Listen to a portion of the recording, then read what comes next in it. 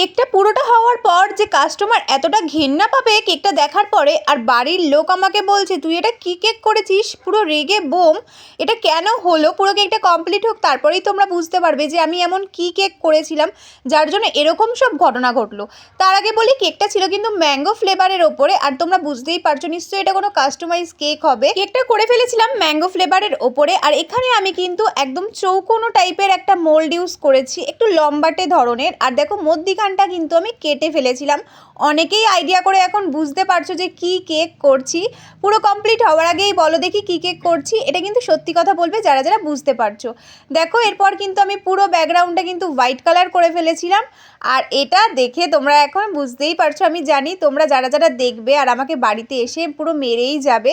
যাই হোক, আমি কিন্তু দেখো ভেতরের কালারটাও করে ফেলেছিলাম সেম। কেমন লাগলো জানিও, ভালো লাগলে লাইক কমেন্ট করে আমার চ্যানেলটা সাবস্ক্রাইব করে দিও। আজকের মতো টাটা।